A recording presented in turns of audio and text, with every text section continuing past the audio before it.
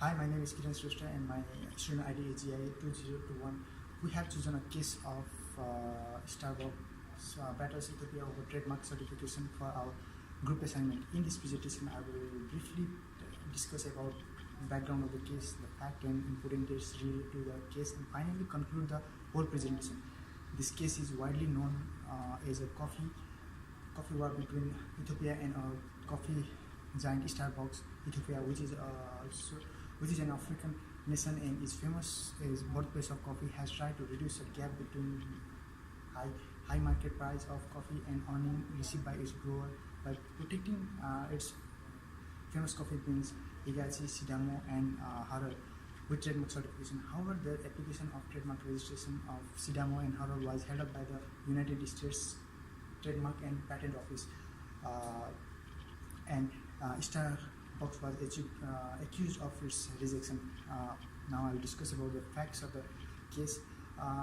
In 2004, Ethiopia launched an application for this coffee trademarking and licensing in different countries. However, the application in the United States was held by the US Patent and Trademark Office in March 2005. In July 2005, Starbucks withdrew its trademark application for Sinkia Sunlight Sidamo. This dispute came to an end in June 2007 with an agreement between two parties.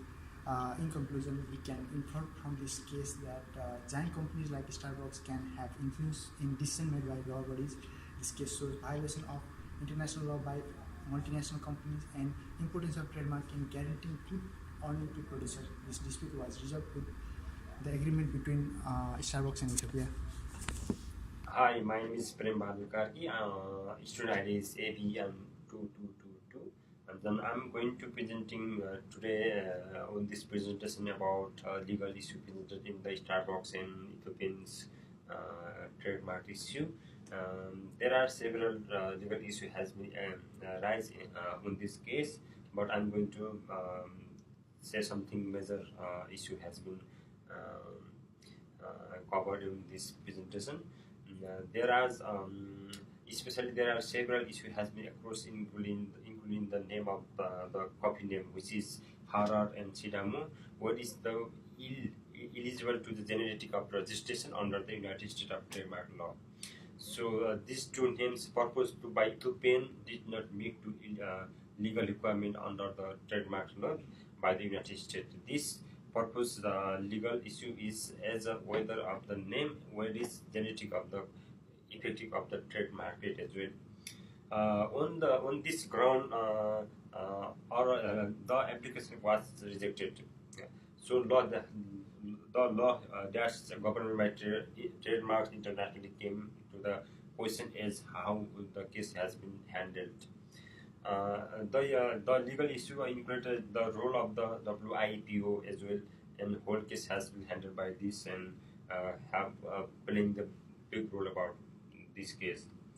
In the other legal issue has been across whether the Ethiopian was follow the provision of the TRIPS agreements, which is not solving the dispute. Ethiopia signed a TRIPS agreement which is made her as well as the United States and regulated to by the provision. The Ethiopia should have to propose to the register the three name of the new coffee. That name is one Harar and Sidamo, and one is another coffee, which is applicable was rejected by the United States patent of the trademark office of ground, that is the name aware of the genetic of illegal as well as the purpose of the trademark law.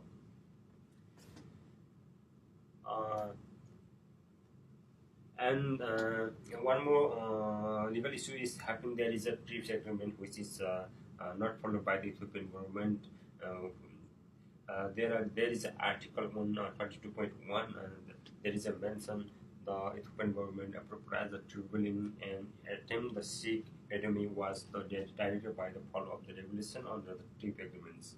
Upon Ethiopian government appropriating the tribunal and tribunal renewed with the decision that has the follow, which is that the Ethiopian governments revert to the law of the government has the trade agreements.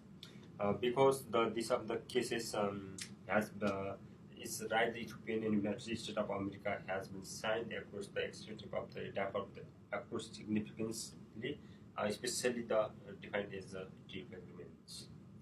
These are this is the are the I'm going to be presented after this presentation. Just going next slide will be presented by the Mamata. Thank you very much. Hi everyone, it's me Manita Barel and my student ID is KTM2040. The topic of my case is dispute between Ethiopian government and Starbucks over the registration of trademark, and I'm going to give the presentation on my topic, individual parties argument. Among two parties, Ethiopian government and Starbucks, Ethiopian government argue that the selling of coffee to different buyers, sellers are not getting sufficient amount of their sales. To remove discrepancy between the sales, Ethiopian government decided to get trademarks of their special coffee beans. In 2005, Ethiopian Intellectual Property Office filed application to give trademark of their coffee, Irrigation, Sidamo, Harar, but Starbucks opposed this process in USA. Ethiopian government accused that it is pressure of Starbucks in holding their trademark registration as it has already given the registration of Sunrise Sidamos. The trademark application could not move further due to the Starbucks. So Starbucks was registered to requested to withdraw its claim but refused to do so. The second part of my argument was made by Starbucks. Starbucks argued that the Ethiopian government was trying to establish the control over the use of produce to profit the situation. Furthermore, Starbucks state getting complete control over the government would prevent the use of coffee beans for other countries and grant small amount to the farmers. So, to avoid such control, Starbucks suggested to issue geographical trademarks rather than the registered trademark.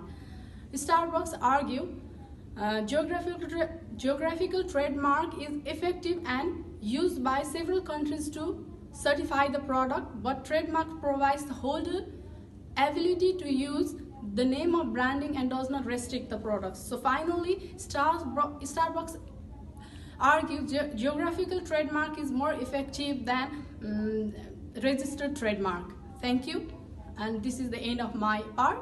Thank you very much. Good morning everyone, my name is Dawayanji Sherpa and my student ID is KTM2042.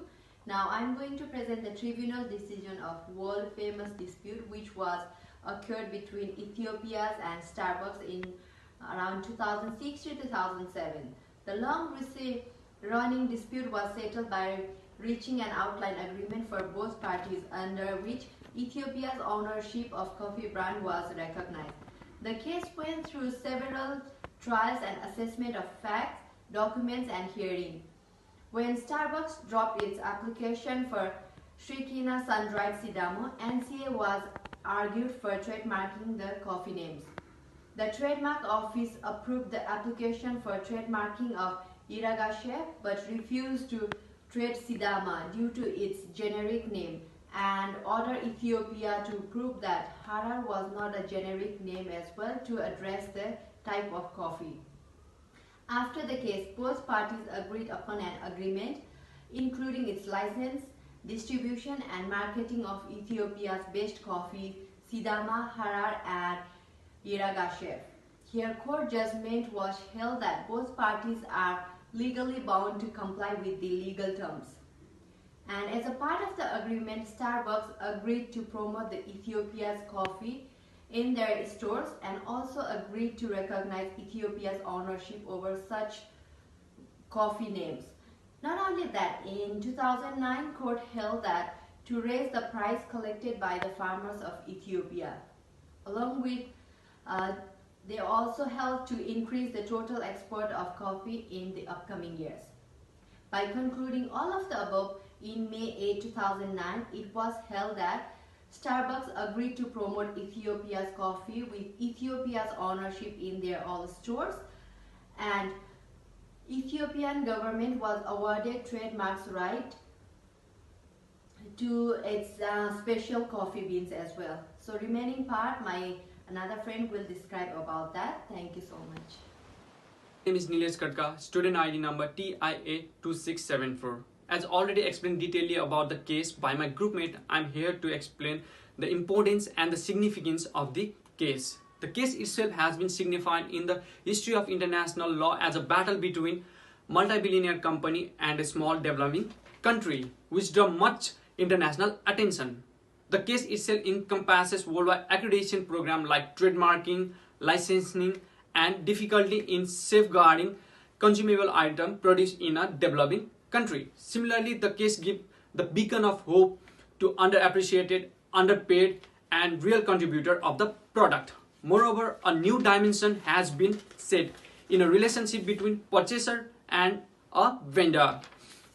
Furthermore, the case highlighted how different law systems occurred into different countries. As the Canadian Intellectual Property Office declared Sidamo and Harare as a trademark coffee of Ethiopia, whereas United States Patent and Trademark Office declined. That's all from my presentation part, and the remaining part will be continued by my friend. Finally, the conclusion part. To sum up, from the case of Ethiopia and Starbucks coffee war, it is very hard to define which party, either Ethiopia or Starbucks, was actually wrong. But what can be drawn from the case is that the giant companies like Starbucks can have high influence in the decision made by law bodies. Which is why this case is a good example of a multinational company violating international laws like trade-related aspect of intellectual property rights agreement. However, this case was resolved with both parties coming to an agreement and successfully registration of 3 names of Ethiopian coffee. So that's all from our presentation program. Thank you.